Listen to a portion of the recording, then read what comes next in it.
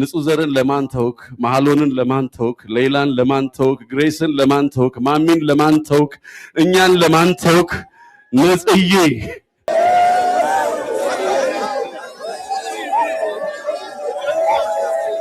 የተወዳጁ የነጻነት ወርቅነህ ስርዓተ ቀብር እጅግ አሳዛኝ ከሚባሉና እኔ ካየዋቸው በጣም እንባና ለቅሶ ከበዛባቸው ከሚያጽናናው ሰው ይልቅ እንባና ለቅሶ የሚቀድማቸው ሰዎች ስሜት፣ ሐዘን፣ ቁጭት የሚታይበት ሆኖ ነበር።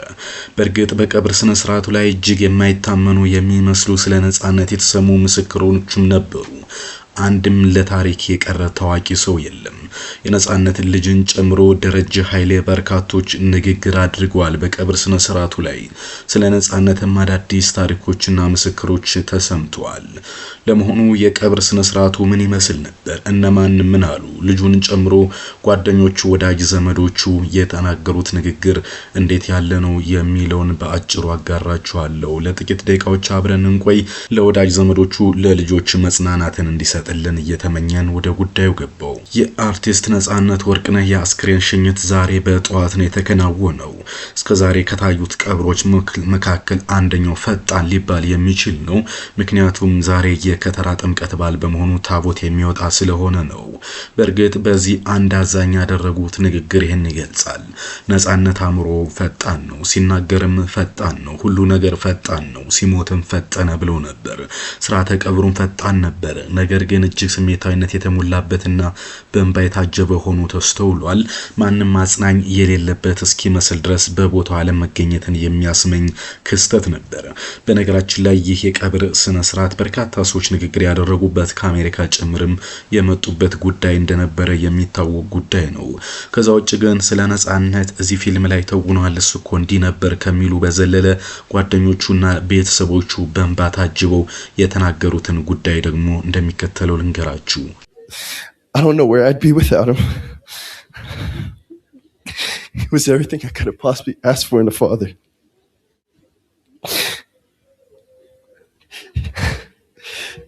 ወደ መድረክ ንግግር እንዲያደርጉ ከተጋበዙት ውስጥ አንዱ የነጻነት ወርቅነህ ልጅ ነበር። አጭር ንግግር ነው ያደረገው በእንግሊዝኛ።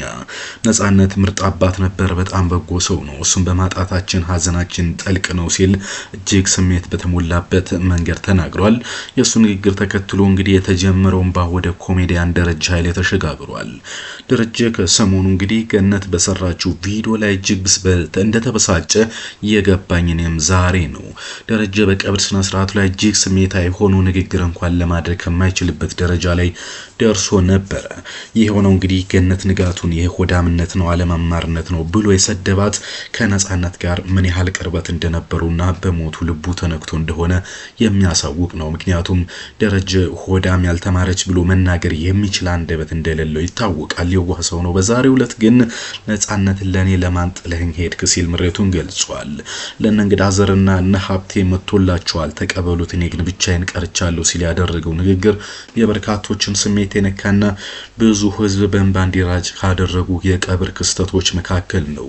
ከዚህ ቀጥሎ እንግዲህ ጓደኛው አስናቂ ያደረገው ንግግር ደግሞ ሁሉንም አርቲስቶች እንግዲህ በእንባ ያራጨ ነበር። አርቲስቶችን ብቻ ሳይሆን ቤተክርስቲያን ታቦት ለመሸኘትና ዕለተ ሰንበትን ለማስቀደስ የመጡ ሰዎችም ነጻነትን በቅርበት የማያውቁት ሁሉ ስቅስቅ ብለው እንዲያነቡ ያደረገ ክስተትን ፈጥሯል።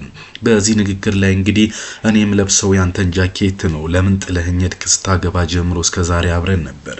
ባለቤትህን የልጆችህ አለን ለምን ጥለህን ሄድክ? ሲል እጅግ በምሬትና በሐዘን ንግግር አድርጓል።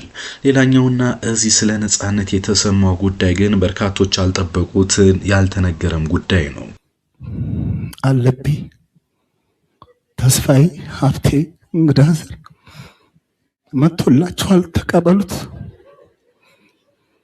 እኛም ወደዛው ነን። በእርግጥ የሰፈሩ የኡራኤል ልጆች ትናንትና ምሽት ላይ ሀዘናቸውን ገልጸዋል። ቤተሰብስበን እየጠበቅንህ ግን አንተ ግን አልመጣህም የሚል ነው።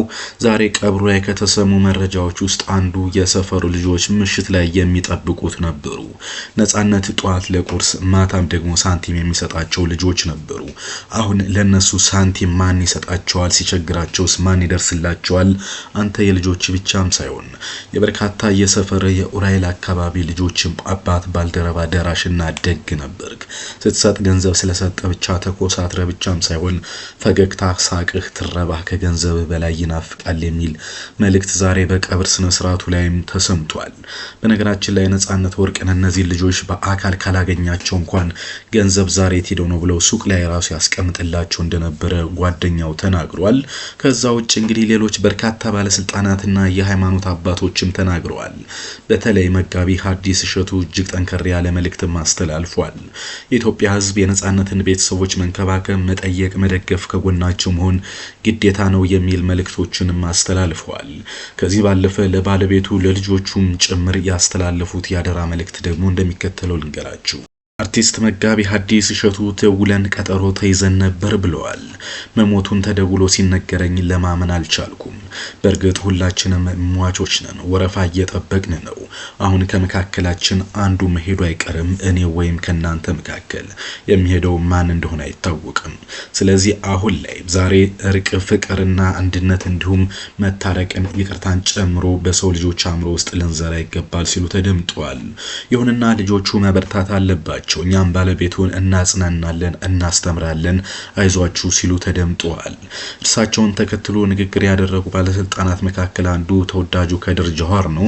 ከድር ጀዋር የድሬዳዋ ከንቲባ ከነጻነት ወርቅነህ ጋር ልዩ ግንኙነትና እንዲሁም ደግሞ ትውውቅ እንዳላቸው ለባለም እንኳን አደረሳችሁ እንደሚባባሉ ገልጸዋል። ይሁንና ግን እርሳቸው ዛሬ ነጻነት ወርቅነህን ለጥምቀት በዓል እንኳን አደረሰ ሳልለው በመቅረቴ ሐዘኔን እጥፍ ድርብ ያደርገዋል ሲሉ ተደምጠዋል። ይሁንና የነጻነት ልጆችን መጠየቅ፣ ማጽናናት፣ አብሮ መቆም ያስፈልጋል። በከንቱ ጥለናት ለምን ሄዳት ምድር መጣላት፣ ቂም፣ በቀል እንዲሁም ደግሞ ራስ ወዳድነት፣ ስድብ፣ ገንዘብ፣ መገዳደል፣ ጦርነት፣ ግጭት ሁሉም ከንቱ መሆኑን በዚሁ አጋጣሚ ልንማር ይገባል የሚል መልእክት አስተላልፈዋል። በስላሴ በነበረው የቀብር ስነ ስርዓት ላይ በርካታ የሃይማኖት ሰዎች፣ ታዋቂ ሰዎች መልእክት ያስተላለፉ ሲሆን እንደነገርኳችሁ ሐዘን ያጠላበት በመሆኑ ሰዓቱ አጭር መሆኑ ሌላኛው ጉዳይ ነው። ከዛ ውጭ ግን ነጻነት ውለታ ተመልሷል ሊያስብል የሚችል አንድ የበርካቶችን ስሜት የነካም ታሪክ በዛሬው ዕለት ተነስቷል።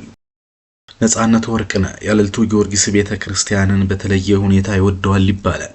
ለዚህም የሚሆን እንግዲህ ለቤተክርስቲያን ግንባታ ጨምሮ ለተለያዩ ድጋፎች የገቢ ማሰባሰቢያዎችን የሚያደርግ ነው። አርቲስት ነጻነት ወርቅነህ የቀብር ስነ ስርዓቱን በምን ምክንያት እንደቀረበ አይታወቅም። በአለልቱ ጊዮርጊስ እንዲቀበር ተናዞ ነበር የሚለው ጉዳይ በስፋት የተዘገበና እኛም የነገርናቸው ጉዳይ ነው። ይሁንና ግን የአለልቱ ጊዮርጊስ ካህናት ነጻነት ባይመጣም እኛ ግን አንቀርም ብለው ካህናትን ልብስ አልብሰው ጸሎትና ፍታት ለማከናወን አዲስ አበባ ድረስ መጥተዋል። ይህም እንግዲህ እዚህ ቅድስት ሥላሴ ካቴድራል 4 ኪሎ መጥተዋል። የበርካቶችን ስሜትም የነካ ነበረ። እናም እንደነዚህ አይነት ነገሮች ቀጣይ ሌሎች ልዩ ነገሮችን እንዲያደርጉ የሚያበረታታ ነው የተባለ ሲሆን የነጻነት አደራ በጎነት በከንቱ አልቀረም እየተባለ ነው። ቀብሩ ላይ የተነሳው ሌላው ጥያቄ ነጻነት ወርቅነህ ሙስሊሙን፣ ክርስቲያኑን፣ ሰሜኑን፣ ደቡብ፣ ምስራቁን፣ ምዕራቡን እንዴት ሊያወዳጅ ቻለ? ሌባውን ከፖሊስ፣ ነጋዴውን ከገዢ፣ ገራፊውን ከተገራፊ፣ ክፉውን ከበጎ፣ ቀናውን ከደግ፣ ሕፃኑን ከዋቂ፣ አማኙን ከኢአማኝ እኩል እንዴት ማነጋገርና ሞቱ ማሳዘን ቻለ የሚለው በስፋት የተነሳ ግን ጥያቄም ያልተገኘለት ቢሆንም ቀብሩ ላይ መገኘት የተቻሉና የነበረውን ግፊያ ስንመለከት ግን ነጻነት ብድሩ በምድር በእሱ ቆሞ ባያዩም ተመልሷል። ምናልባት በህይወት እያለ ሰው እንደዚህ እንደሚወደው ቢያይኖሮ ግን መልካም ነበር የሚሉ ድምጾች በስፋት እየተዘገቡ ይገኛሉ። የሆነ ሆኖ የነጻነት ቀብር አሁን ተጠናቋል። ቀጣይ ምን ይጠበቃል የሚለውን ደግሞ ልንገራችሁ። ይደብራል ነጽ ብቻዬን ነው የተወከኝ። ነጽ ከመድኃኒዓለም ጋር ኑርልኝ።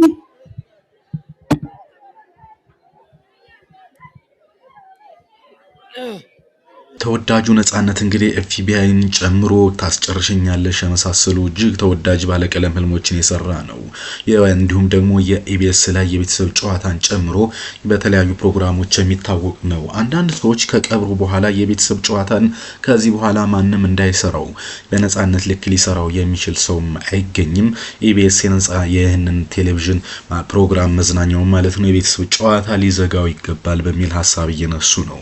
አንዳንዶች ደግሞ መዘጋ መምጣቱ ነጻነትን እንዲረሳ ያደርጋል። ከዛ ይልቅ የቤተሰብ ጨዋታ የነጻነት ማስታወሻ ተብሎ ሌላ ሰው ሊያዘጋጀው ይገባል የሚል ሐሳብ እየተነሳ ነው። ከዛ ውጪ ነጻነትን ከቀበርነው በኋላ ቀጣይ ለሱ የህይወት ማስታወሻ ምንድነው የምናደርገው የሚለው አንዱ ጉዳይ ነው።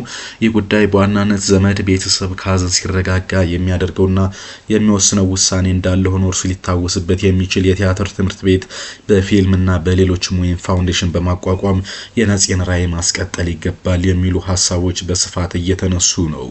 ከዛ ውጪ ግን ለነጻነት ሲባል ይቅርታ መደራረግ አስፈላጊ ነው የሚል ተነስቶ ነበር። ይህ ይቅርታ ለምን ተነሳ የሚለውን በመጨረሻ ልንገራችሁ። በቀብር ስነ ስርዓቱ ላይ ለህዝቡ ጥያቄ ቀርቦ ነበር። ከቀረበው ጥያቄ መካከል አርቲስት ነጻነት ወርቅነህ ጋር የተጋጫችሁ የተበደራችሁ ወይም ደግሞ ተበድራችሁ ያልመለሳችሁ ወይም እሱ የተበደራችሁ ሰዎች እርሱ የተናገራችሁት ወይም ደግሞ እርሱ የተናገራችሁ ከመቀበሩ በፊት ይቅርታ አድርጉ፣ ይቅርታ ተደራረጉ ተብሎ መልእክት ተላልፏል። በዚህ ሂደት ውስጥ እንግዲህ የገነት ንጋቱንና የደረጃን ኃይልን ጉዳይ የምናስታውሰው ጉዳይ ነው። በእርግጥ ደረጀ ወደ ቀልቡ መለስ ገነትን ይቅርታ እንደሚጠይቅ እኔ 100% እርግጠኛ ነኝ። ግን ደረጀ በአሁኑ ጊዜ ስሜት ላይ ነው ያለው፣ እጅግ ከባድ ሀዘን ላይ ነው።